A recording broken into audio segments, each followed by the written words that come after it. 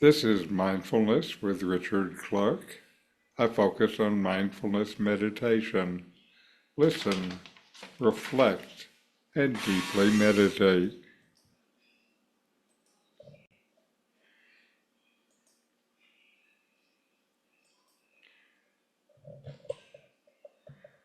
Okay, almost.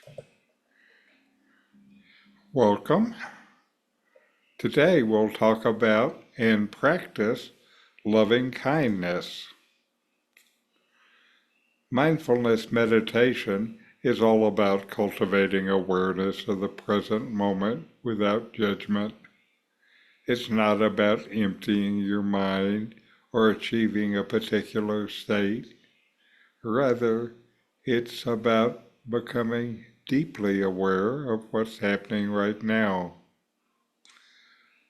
One key aspect of mindfulness is loving kindness, or metta meditation. Legend has it that the Buddha first taught loving kindness to a group of monks who were practicing in a forest and were haunted by tree spirits. The monks were terrified and wanted to leave, but the Buddha sent them straight back to the forest with instructions to cultivate metta, loving kindness.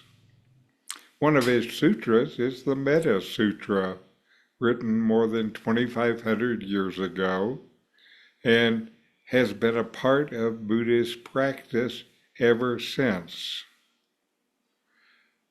Buddha said about mindfulness in this sutra, even as a mother protects with her life her child, her only child, so with a boundless heart should one cherish all living beings, radiating kindness over the entire world, spreading upward to the skies.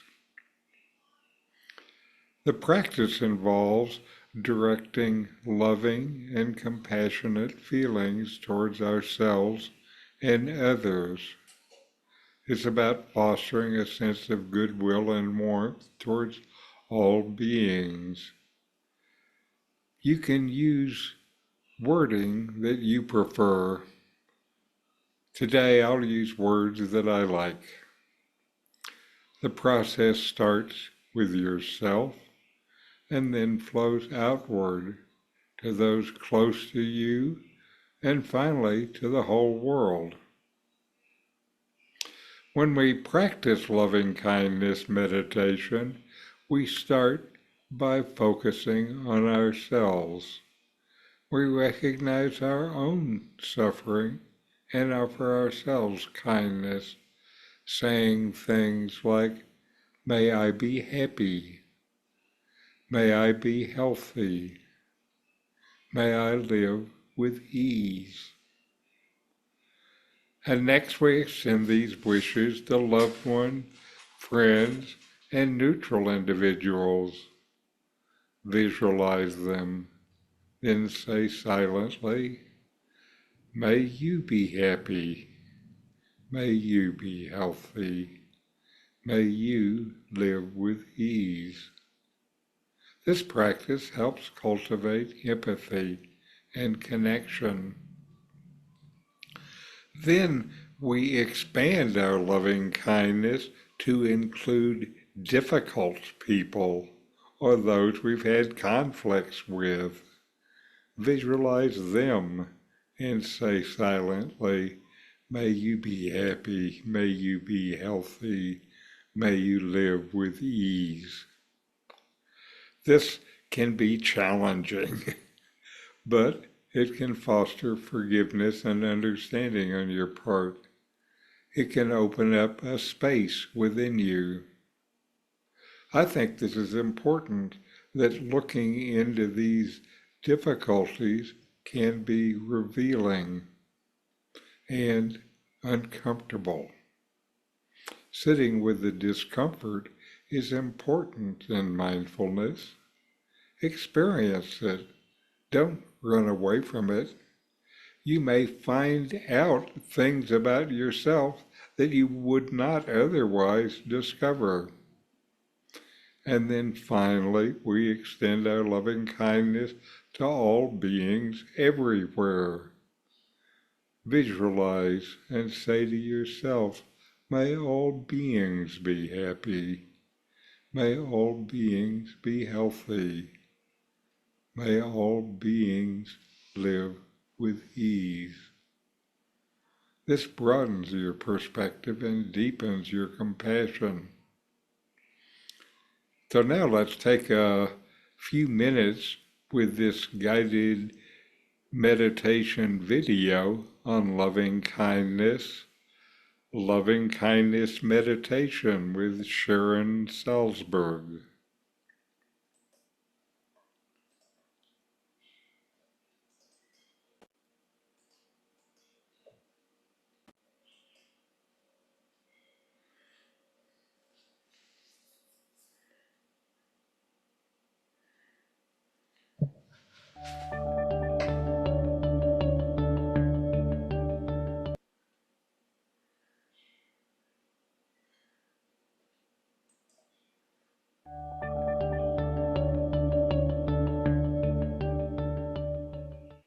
You can sit comfortably, close your eyes or not. In this method of meditation, rather than centering our attention on the feeling of the breath, we center our attention on the silent repetition of certain phrases. The phrases are like an offering. They're the expression of the heart. Being words, they will tend to be imperfect, but that's okay. The first recipient of loving kindness is ourselves. So if you can think of 3 or 4 phrases that could convey that kind of well-wishing to yourself.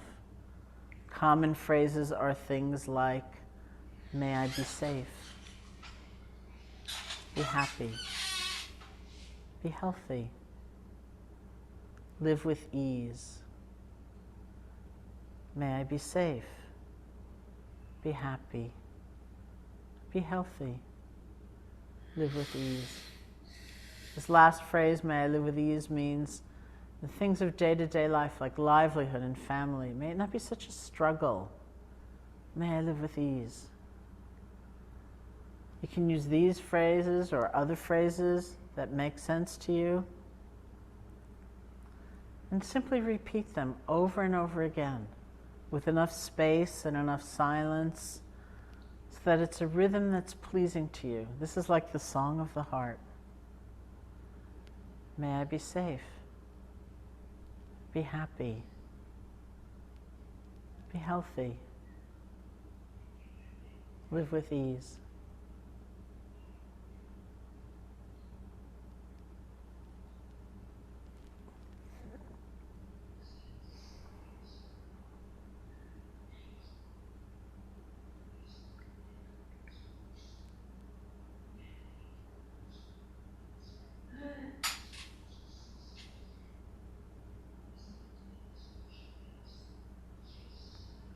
And here the skill set is just the same. You may find your attention wandering, you go to the past, you go to the future. It's okay. You realize you've been distracted, you've gone away. Gently let go and come back.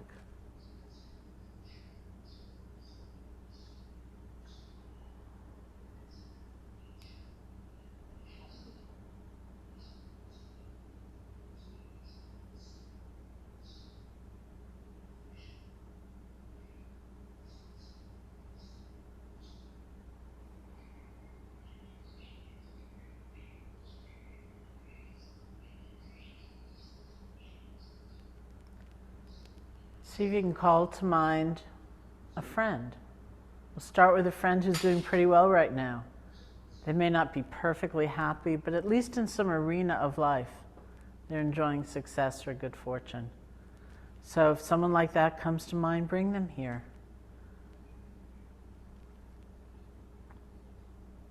You can get an image of them, say their name to yourself. get a feeling for their presence, and offer the phrases of loving kindness to them. Just the same phrases you've offered to yourself. May you be safe, be happy, be healthy, live with ease, or whatever phrases they might be.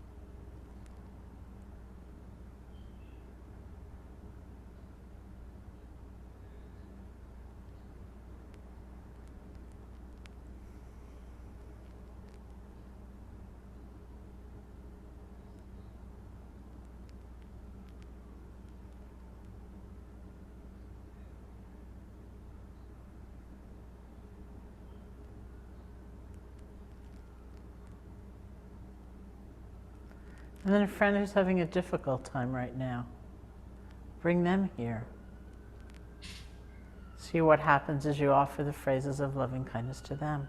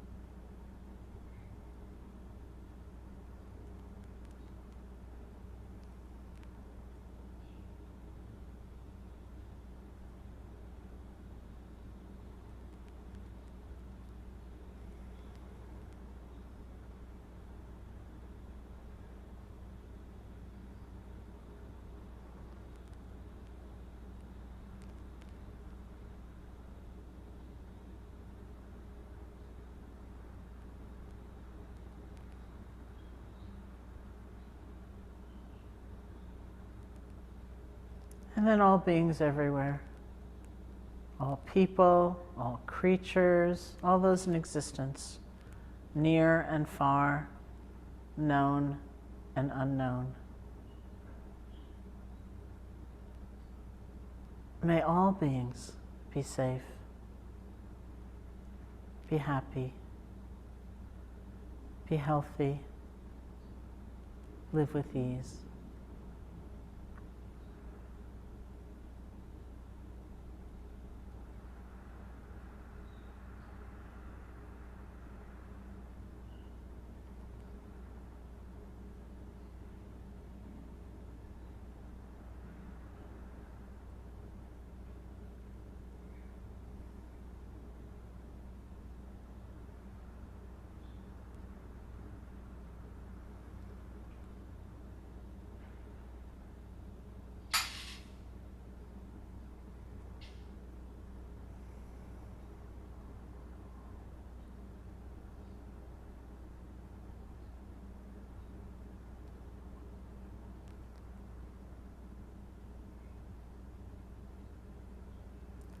And when you feel ready, you can open your eyes. See if you can bring some of this energy and sense of connection into your day.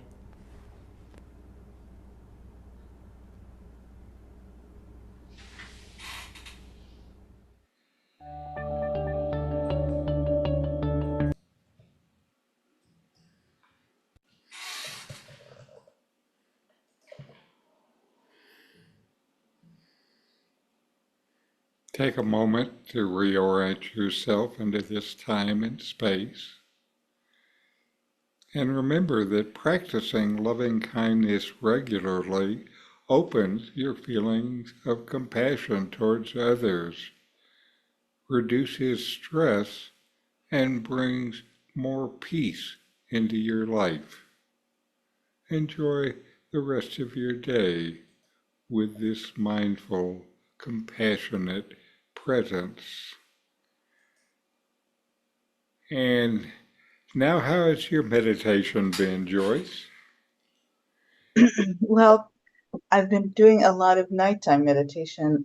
Scott's been sick with coughing, and now I've started to get a cough. So there's been a lot of times in the night when I'm awake, which is a very good time to meditate because you're Uh-huh. already in a peaceful state. And it's been helping me both dealing with all the issues of my day as well as, you know, to calm myself back down and go back to sleep.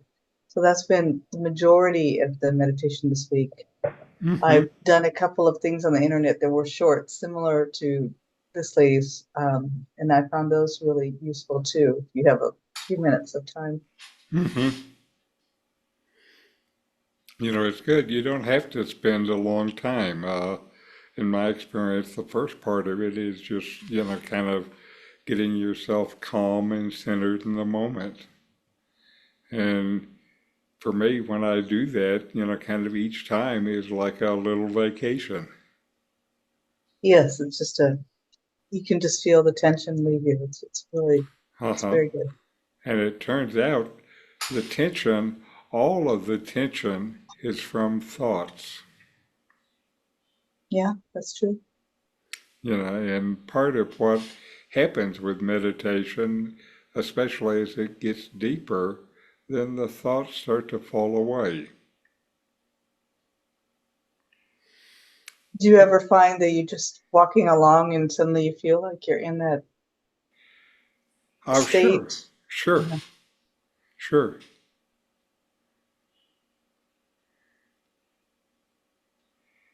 it's very, I don't know, just a very relaxing thing. Just walking and all, you're not intending to, and then you just go into the rhythm and Mm-hmm, you know, mm-hmm. everything goes away. It's good. Uh-huh. And I've noted for me when I do that and walking meditation, one of the things I do that I think encourages that is that I once I start walking, then I pay attention to the feet. Then Mhm. uh, I expand the awareness to the legs and the body and the breathing. Then I can expand the attention further into the sounds and smells and things like that. And then uh, there's a further thing, at least for me, where I start paying attention to the feeling of my skin. And so, I have all of this Mhm. stuff going on to pay attention, for my mind to pay attention to. And what I find is, when I get the extension feeling my skin particularly, then it's almost like the colors get brighter, Hmm. Interesting. and uh, it is something that I've noticed now for a long time, certainly I think 30 years or so, and is it's consistent. Hmm. That's an interesting connection. And so, I feel like, at least for me, there's something there. And as I've looked at it, it just seems to be when I give my mind enough to do, then it finally gets out of the way. Kind of like a child or something. That's right. Well, the Indians have this uh, metaphor using an elephant, and if an elephant is just going through the town, its trunk is swaying back and forth and causes all kind of trouble. But if you give the elephant like a link of a chain to hold in its trunk will settle down. That's a good metaphor. I like that. And so that's to me kind of what meditation is.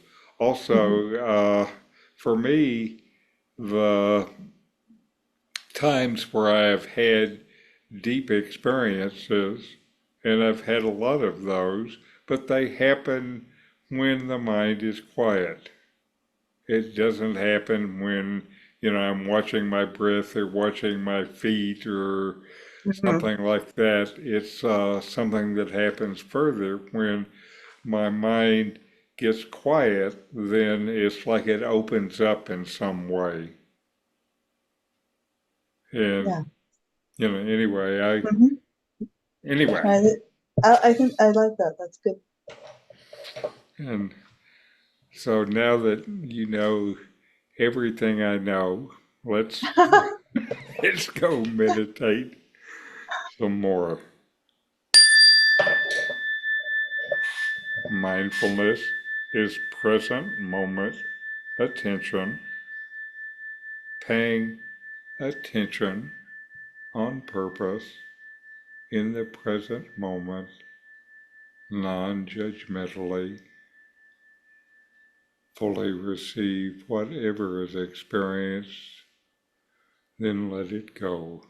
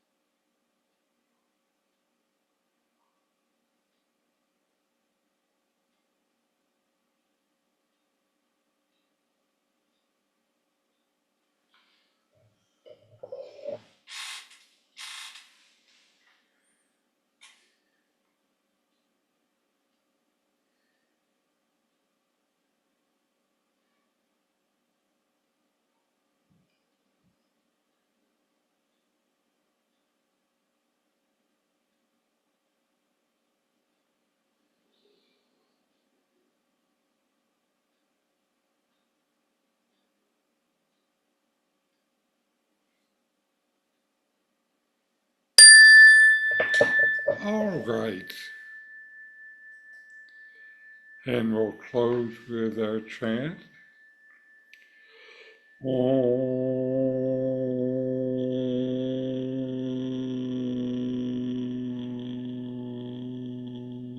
Om.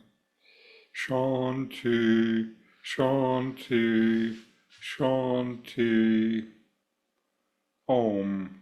Peace, peace, peace.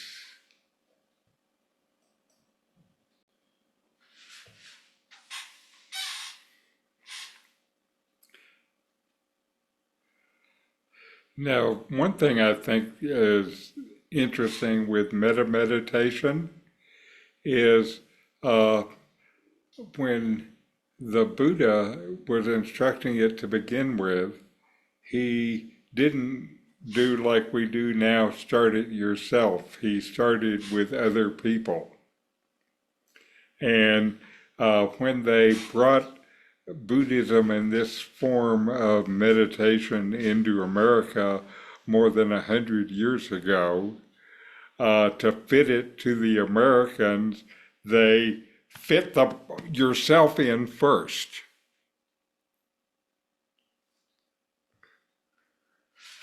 That is very American. Sorry, I didn't realize I was still muted. I can see that, actually. Uh-huh. Anyway, so sometimes when you're moving things around among different cultures, you have to adapt. It's true. We know that living in other cultures. Mm-hmm. Anyway, good meditating with you, Yes, good meditating. and And see you next week. all right, sounds good. Take care. Yes. Adios.